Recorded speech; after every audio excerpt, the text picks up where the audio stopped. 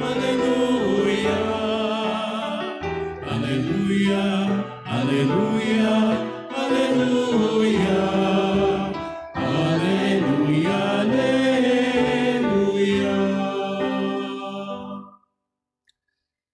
The Lord be with you. And with your spirit. A reading from the Holy Gospel according to Saint Matthew. Glory to you, O Lord.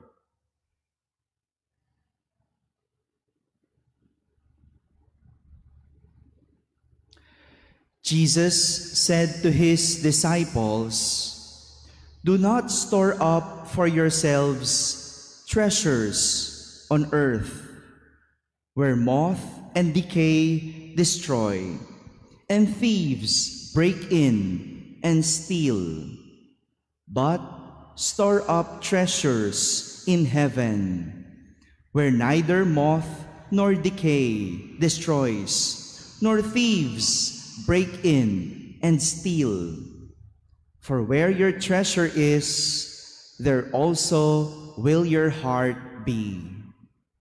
The lamp of the body is the eye. If your eye is sound, your body will be filled with light. But if your eye is bad, your whole body will be in darkness. And if the light in you is darkness, how great will the darkness be?" My friends, the Gospel of the Lord. Praise to you, Lord Jesus Christ. Good morning, my dear brothers and sisters. Today, we remember Saint Aloysius Gonzaga. One remarkable virtue Saint Aloysius had was his purity. Purity. He exerted effort to maintain his perpetual vow of chastity by not looking at women's faces. Oh? Imagine nyo yun, no? To preserve his purity, his vow of chastity, he did not look at women's faces. Para siguro sa iba, no, sasabihin, grabe naman yun, no? Hindi tumitingin, no, sa mukha ng babae just to maintain his purity. Well, yes, this might sound extreme, but the lesson we could learn or we could get from Saint Aloysius is that holiness is a discipline. Holiness is a discipline. Sasabihin ng iba, grabe naman yun. Talagang grabe. Ganun magpakabanal. Tayo nga simpleng bagay lang. We cannot do. Yung magsimba. Wag na lang araw-araw, kada linggo. Hindi pa magawa. Nagsimba nga, late naman. Hindi magawang hindi malate. O kung hindi late, yung gising sa misa. Simple lang, di ba? Pero yung iba, hirap na hirap pa rin magawa. And here we could see what more we could do for God when we talk about extreme. No? Simple lang, hindi pa magawa. Simpleng sorry, hindi masabi. Simpleng thank you, hindi magawa. So, what can you do for your holiness? Saint Aloysius Gonzaga, he did the extreme. Because holiness is a constant choosing of what is good, true, and beautiful, no matter how difficult the situation is. This is also what Jesus is teaching his disciples in our gospel today.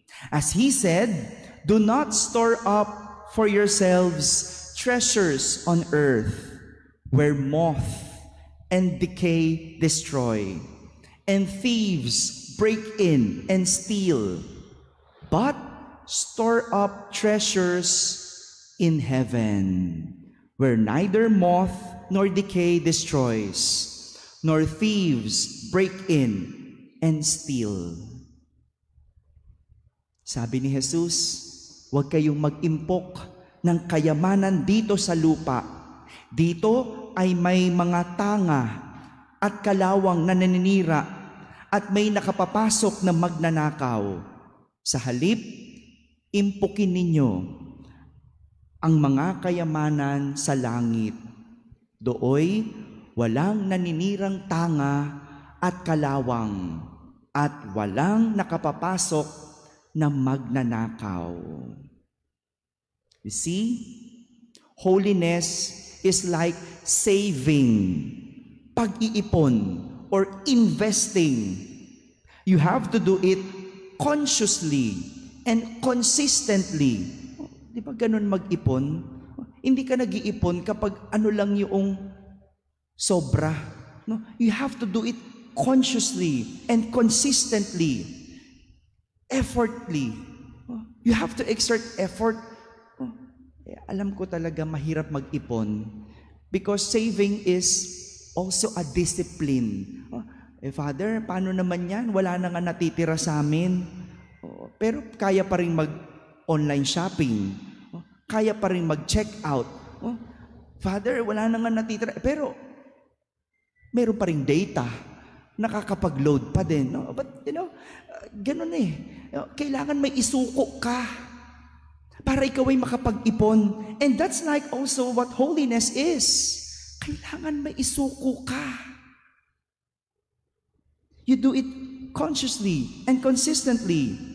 And you do it without counting how much you have exerted or how many goods you have done. Most especially, holiness is like saving. You do not get immediately what you have saved or invested, but you reap it at the right time and will save you at the end of time. Diba ganyan ang pag-iipon? Hindi naman nagtabi ka, dudukutin mo na agad. No. Ang pag-iipon, you save it at the right time and you will reap it and it will save you at the end of time. And this is the reason why holiness should be taken to heart. Isinasa puso. As Jesus said, for where your treasure is, there also will your heart be. Kung nasaan, naroon ang inyong kayamanan, naroon din naman ang inyong puso. My dear brothers and sisters, holiness is a treasure that we work hard while on earth, but also a treasure we will enjoy in heaven. Ang kabanalan ay isang kayamanan na pinaghihirapan natin habang tayo ay nasa lupa. Ngunit ito rin ay isang kayamanan na ating tatamasahin sa langit. Amen.